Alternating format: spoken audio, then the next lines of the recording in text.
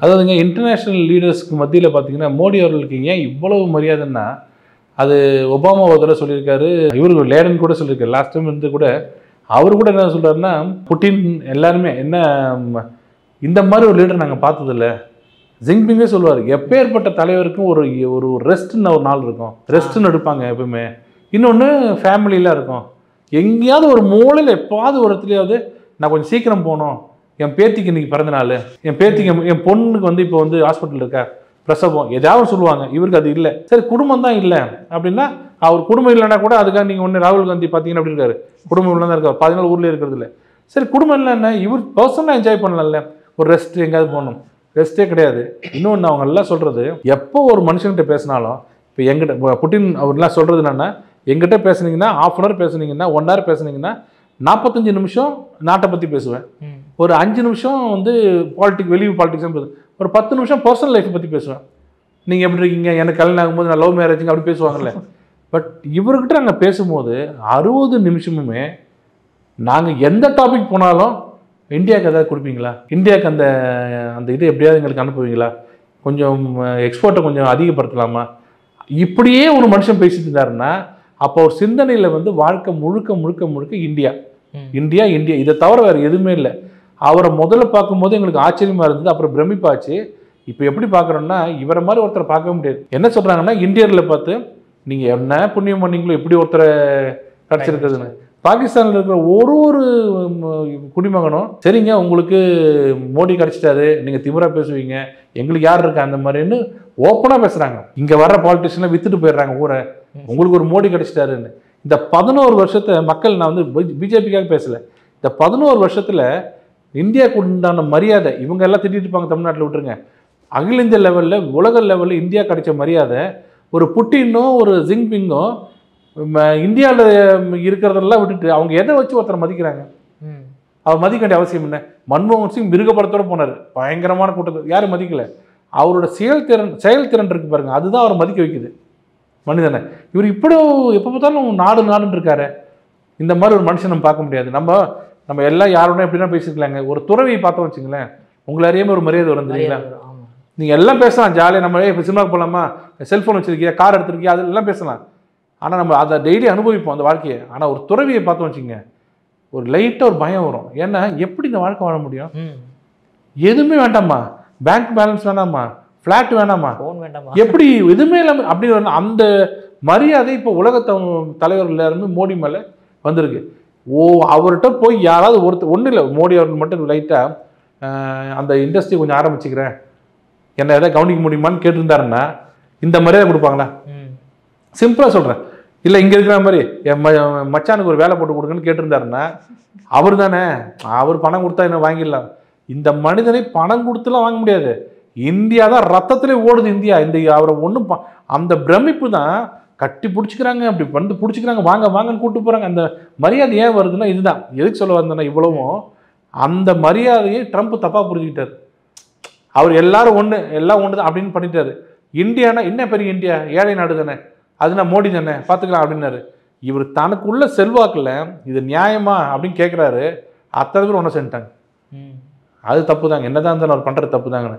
ஆனால் இது வரைக்கும் ட்ரம்ப் வெளில சொல்லாத ஒரு விஷயம், இந்தியாவை மிரட்டினது என்னென்னா, ஒழுங்காக எங்களோட அக்ரிகல்ச்சர் ப்ராடக்ட் உங்கள் உள்ளே வர்றதுக்கு அலோவ் பண்ணினா நான் உனக்கு டேக்ஸ் போடாமல் விட்டுறேன் அப்படின்னு கேட்டதுக்கு என்ன மோடி என்ன பண்ண போறீங்கன்னு கேட்டால், ஆலிவ் ஆயிலிருந்து, ரைஸ்லேருந்து, சர்க்கரையிலேருந்து, பிரெட்லேருந்து எல்லாம் நான் அங்கேருந்து அனுப்புன்றாரு அமெரிக்காலேருந்து. இப்போ ஒன்றும் இல்லை, இப்போ பெப்சி கோக்கு வந்தே நம்ம காலி மார்க்கெலாம் போயிடுச்சு. நம்ம அறியாமே ஆலிவ் ஆயில் உள்ளே வந்து 150 ரூபாய்க்கு கொடுத்துட்டு நல்லெண்ணெய் 200 ரூபாய்க்கு கொடுத்தீங்க வச்சுங்க.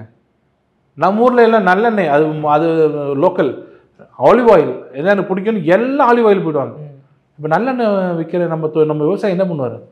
உயிரே போனாலும் அந்த வேலையை நான் பண்ண மாட்டேன், நீ ஆச்சு உன் இதுவாச்சு வச்சுக்கன்னு சொன்ன உடனே இன்டைரக்டாக நீ வந்து ரஷ்யாவில் வந்து வாங்குற, ஒன்னால தான் அந்த போர் நடக்குது எல்லாம் கேட்டாங்க. இவர் திருப்பி கேட்டார், நான் ரஷ்யாவில் வாங்குறேன், போர் நடக்குது, நீயே ரஷ்யாவில் வாங்குறேன், ரஷ்யாக்கிட்ட வாங்குறேன்னாரு. இது வரைக்கும் பதில் இல்லை. அங்கே ரஷ்யாக்கிட்ட வாங்குறாங்க, பெட்ரோல் வாங்குறாங்க, நிறைய கெமிக்கல் வாங்குறாங்க. ஏன் வாங்குற? அந்த பணத்தை உக்ரைன் செலவு பண்ண மாட்டாங்களா? அப்போ அது கேட்டால் பதில் சொல்ல முடியல.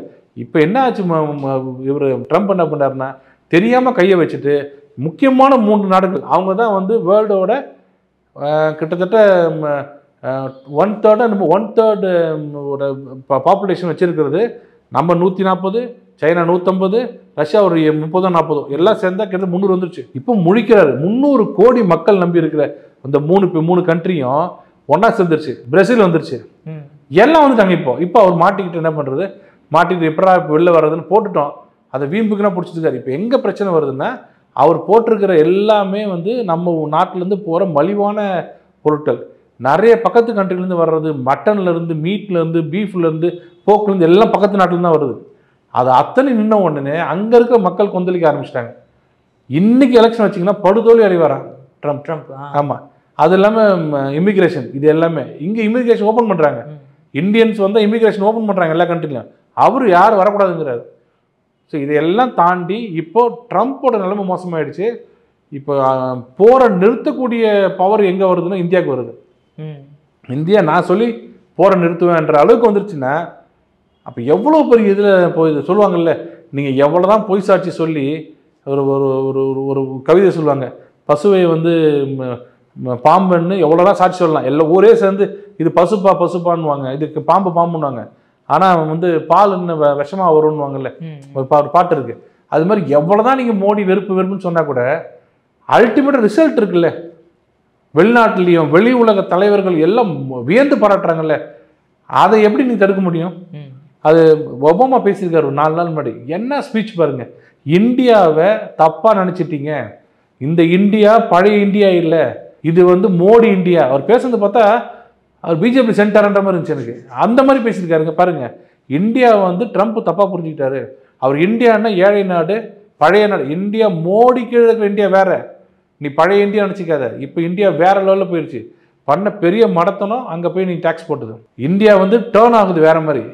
இப்போ இருக்கிற தலைவர் வந்து இந்தியாவுக்காக எதையும் செய்யக்கூடிய தலைவர். அவரை நீ பகைச்சிக்க கூடாது. இன்னொன்று, எதிரியோட பலம் தெரியாமல் அவரை டச் பண்ணால் எவெல்லாம் சேருவாங்கன்னு கூட தெரியாமல் இருக்கிற நீ நினச்சிட்டு இருக்கிற சைனாவும் இந்தியாவும் சேர மாட்டாங்கன்னு சேர்ந்துட்டாங்களே. இப்போ என்ன பண்ண போறீங்கன்னு முடிக்கிறீங்க. இப்போ அந்த மாதிரி சொல்கிறாங்களே. இப்போ உலகம் ஃபுல்லாக மோடி அவர்கள் பக்கம் வந்துருச்சு. இப்போ நம்ம ஊரில் இருக்கிற விடுதலை சிறுத்தைகள்லாம் இன்னும் வந்து மோடி, அமித்ஷா, மோடி மோசமானவர் சொல்லிட்டு இருக்க கத்திட்டு அவங்க நீங்க கத்திட்டு இருக்க. அவர் வேற மாதிரி போயிட்டு இருக்காரு, வேற லெவலில் போயிட்டு இருக்காரு. ஒபாமா சொல்லியிருக்காரு, நீ என்ன விமர்சனம் வச்சாலும் சரி, ஒரு கண்ட்ரியோட எக்கானமியை 10th பிளேஸ்ல இருந்து 11 வருஷத்துல 4th பிளேஸுக்கு கொண்டாடுறது மிராக்கிள்ங்கிறாரு. மிராக்கிள் அப்படிங்கிறாரு. இன்னொன்று, நீ 25 ட்ரில்லியன் ஜிடிபி நீ நம்ம இந்தியா, நம்ம யுனைடெட் யூஎஸ்ஏ பண்ணிட்டு இருக்குன்னு நினைக்கிறீங்க. ஆனால் நம்ம கடன் 25 ட்ரில்லியனுக்கு மேலே இருக்கு. ஆனால் இந்தியாவுக்கு அப்படி கிடையாது. ஜிடிபியோட கடன் கம்மியாக இருக்கு. அதை புரிஞ்சுக்கங்கன்னு சொல்றாரு Obama. we are the richest country in the world சொல்ற ரிச்சஸ்ட் கண்ட்ரி தான், கடனை பாருன்றாரு. பட் இந்தியாவோட கடன் குறைஞ்சி வருதுன்றாங்க. எத்தனை பேருக்கு தெரியும்? மன்மோகன் சிங் ஒரு காலத்தில் வாங்கின ஆயில் பணம் இருக்கு பாருங்க, பெட்ரோலுக்காக. மன்மோகன் சிங் இருக்கும்போது பெட்ரோல் $110, $120 பேரல் இருந்துச்சு. அப்போ 70 ரூபாய்க்கு கொடுத்துருந்தாரு. அப்போ 40 ரூபா கிட்ட கையிலேருந்து 45 ரூபா கிட்ட கையிலேருந்து ஒரு லிட்டருக்கு குறைச்சாங்க. உண்மைதான், 70 ரூபா கொடுத்துருக்கணும். ஆனால் அப்போ வாங்கின கடனை இப்போ இவர் அதே விலைக்கு விற்றா என்ன பண்ணுறது? ரஷ்யா கிட்ட கம்மியாக வாங்கி கன்வர்ஷன் ரேட்டில் யூஎஸ் டாலர் கன்வர்ஷனே இல்லாமல் இங்கே 2 ரூபா அங்கே 2 ரூபா 4 ரூபா ஒரு லிட்டருக்கு கம்மி பண்ணி வாங்கி நீ பெருமளவு கடனை தீர்த்துட்டாரு. கடனை தீர்த்துட்டாரு. என்னன்னா கடனை தீர்த்துட்டு இருக்கிற பணத்தை வச்சு ரோடுகள்லாம் பயங்கரமாக போடுறாரு. இப்போ என்ன சொல்கிறாங்க, நீங்கள் ஸ்டாலின் சொல்கிறாரு, அங்கே அவ்வளோ பணம் வாங்கிட்டு இவ்வளோ கம்மியாக கொடுக்குறீங்களே, என்ன அதே விலைக்கு கொடுக்கலாம்ல, நீங்கள் அதே விலைக்கு கொடுக்க வேண்டியதானே, இங்கே ஏன் வந்து சுத்திகரி பண்ணி அனுப்புறீங்க, நீங்கள் அதே விலைக்கு கொடுக்க வேண்டியதானே, ஏமாத்துங்களா மக்கள்ன்றார். இன்னைக்கு அதே விலை 92, 100 ரூபாய் வச்சதுனால தான் இன்னைக்கு லாபம் வருது, நம்ம பழைய கடன் அடைக்க முடியும். இன்னைக்கு 50 ரூபாய்க்கு விற்றீங்க வச்சுங்க, இன்னைக்கு பேரல் 40 ரூபாய் 50 ரூபா. ஆனால் நீங்கள் 50 ரூபாய்க்கு விற்றீங்கன்னா நாளைக்கு 100 ரூபா போகும்போது திருப்பி 100 ரூபா போகும். ஆமாம், அப்போ வேற மாதிரி இருக்கும். வேற மாதிரி இருக்கும். எப்பவுமே நீங்கள் விலை ஏற்றும் போது விலை ஏறும், எல்லாமே குறைக்கும் போது குறையாது. ஆட்டோக்காரன் பார்த்துருக்கீங்களா, 5 ரூபா ஏற்றுனீங்க வச்சுங்களேன். இப்போ ஆட்டோ வருமா சென்ட்ரலுக்கு கேட்டால், சார் 100 ரூபா போட்டு கொடுங்க சார். என்னென்ன கேட்டால் பெட்ரோல் எரிச்சுடுவாங்க. 5 ரூபா எரிச்சுனா ஓகே, பெட்ரோல் 5 ரூபா எரிச்சுன்னா 100 ரூபா கேட்குறாங்களே. நாளைக்கு பெட்ரோல் 10 ரூபா குறைஞ்சி வச்சுங்களேன், சார் 30 ரூபா கொடுங்க சார் போதும் கேட்பாரா? அதே 100 ரூபா. அதான் சொல்றது, மேலே ஏறிடுச்சுன்னா இறங்காது.